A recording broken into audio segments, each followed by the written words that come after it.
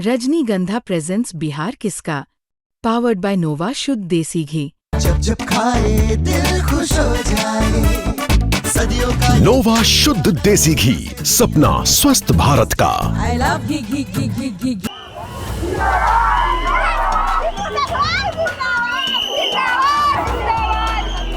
नमस्कार, आप बिहार तक देख रहे हैं और मैं हूं आपके साथ अनिकेत कुमार। देखिए, इस वक्त हमारे साथ ऋतु जायसवाल है। ऋतु जायसवाल आरजेडी की महिला प्रकोष्ठ की प्रदेश अध्यक्ष थी, लेकिन इस बार निर्दलीय चुनावी मैदान में उतरी हैं परिहार से। लगातार 2 चुनाव आरजेडी की टिकट पर लड़ी, लेकिन अब निर्दलीय चुनावी मैदान में है। ऋतु जी, सबसे पहला सवाल तो आपसे ये रहेगा कि आपको लेकर के, आप चूंकि जिस तरीके से आरजेडी से बागी हुई, आपको लेकर के एक सवाल उठाया जा रहा है कि आप चुनाव जीतने के बाद बीजेपी में जाएंगे, कितनी सच्चाई इसमें? सबसे बड़ी बात तो यह है, अच्छी बात यह है कि दोनों पार्टियां जो उधर हैं, दोनों ये अफवाह उड़ा रहे हैं कि ऋतु जायसवाल जीत के बीजेपी में जा रही है। मतलब दोनों ने हार मान लिया है और ये कह रहे कि जीत के बीजेपी में जा रही है। तो अच्छी बात यह है कि पहले तो उन्होंने हार मान ली, अब रही बीजेपी में या किसी भी पार्टी में जाने की, तो जनता के दिल से निकला हुआ जो प्रत्याशी होता है ना, वो पार्टी के प्रत्याशी से कहीं ज्यादा बड़ा होता है। तो कभी भी ऐसा नहीं होगा। मैं निर्दलीय जीतूंगी तो निर्दलीय ही रहूंगी, ये मैं भरोसा दिलाना चाहती हूँ अपने लोगों को। तो जी, अभी जब आप ये रैली कर रही हैं, पीछे मैंने देखा कि काफी भीड़ थी आपके साथ में। विजुअल्स के माध्यम से इस इंटरव्यू में अपने लोगों को दिखा रहे हो वीडियो। तो आप निर्दलीय जब चुनावी मैदान में उतरी हैं, एक तरफ यहाँ से बीजेपी है, आरजेडी है, सब लोग चुनावी मैदान में है, आपके साथ भी भीड़ ठीक ठाक देखने को मिल रही है? जनता को ये लगता है कि अब तक पार्टियां जीतती रही और जनता यहाँ हारती रही। इस बार जनता जीतेगी और पार्टी हारेगी, ये मन बना लिया है जनता ने। लालू यादव, तेजस्वी यादव की आप जो है करीबी मानी जाती हैं। ऐसे में आपने गुहार लगाई थी नामांकन के बाद कि लालू जी से मैं गुहार लगाती हूँ कि मुझे समर्थन दे दे, स्मिता पूर्वे से समर्थन वापस ले ले।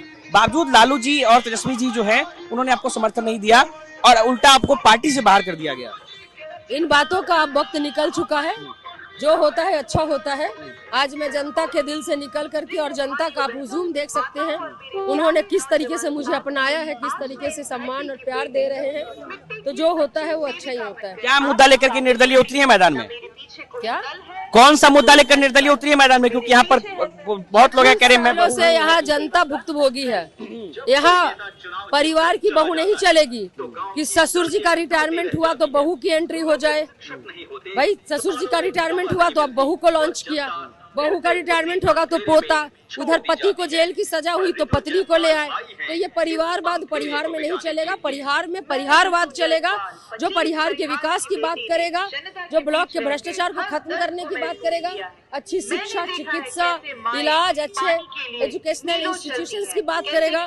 यहाँ की जनता उसके साथ है और जनता को समझ में आ रहा है कि मतलब किसके साथ हमें जाना है। जी, आप आरजेडी में थी और वैश्य समाज में एक बड़ा चेहरा बन रही थी आप महागठबंधन के लिए, या फिर यूं कहें कि आरजेडी के लिए। क्या परिवारवाद का आपको शिकार होना पड़ा परिहार में कि पहले रामचंद्र पूर्वे जो है वो लंबे समय तक यहाँ से चुनाव लड़े, एमएलसी भी रहे, उसके बाद जो है उनकी बहू को टिकट मिला, आप लड़ी थी पिछली बार, मात्र 1200 या 1300 वोट से आप चुनाव हारी थी। क्या परिवारवाद का शिकार नहीं थे इन लोगों ने? जिनको दिया टिकट मिला, अभी इनके ही परिवार ने हराने का काम किया।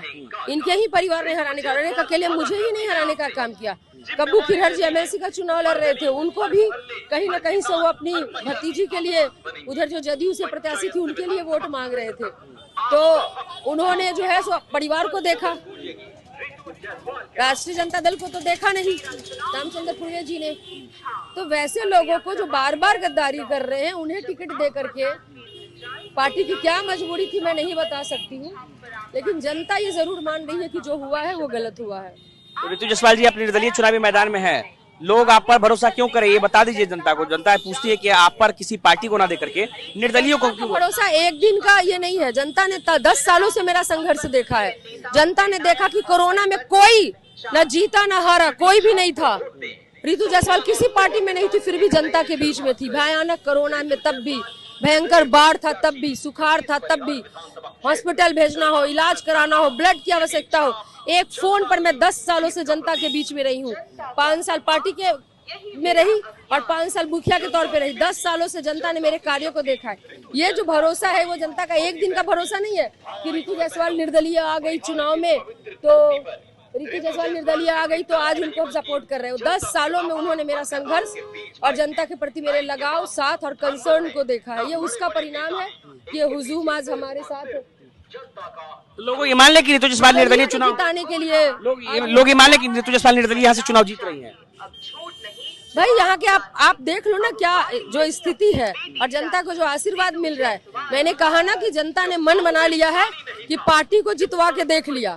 पार्टी जीतती रही 5 साल, 10 साल, 15 साल, 20 साल, 25 साल और जनता हारती रही। इस बार जनता जीतेगी और दोनों पार्टियां। आखिरी सवाल, ऋतु जायसवाल अगर परिहार की विधायक बनती हैं, परिहार के लिए ऋतु जायसवाल की प्रायोरिटी क्या होगी, क्या करेंगे परिहार के लिए एज ए विधायक? पहले तो मैंने ये देखा है कि जो यहाँ पर हेल्थ सेक्टर की जो व्यवस्था है वो इतनी दयनीय है कि लोगों को मैंने अपनी आंखों के सामने मरते देखा है। इलाज के अभाव में, पैसे के अभाव में, सरकारी योजनाओं का लाभ है लेकिन जनप्रतिनिधि इतने कंसर्न नहीं है कि उस लाभों को दिला सके। तो मेरी प्रायोरिटी तो पहले हेल्थ होगी क्योंकि बहुत कमजोर और बहुत बीमार है यहाँ पे लोगों में। कुपोषण के कारण, गरीबी और तंगी के कारण, पलायन के कारण बहुत ज्यादा बीमारी है। एनेमिक है ज्यादातर महिलाएं, खून की कमी है, जच्चा बच्चा की मौत हो जाती है।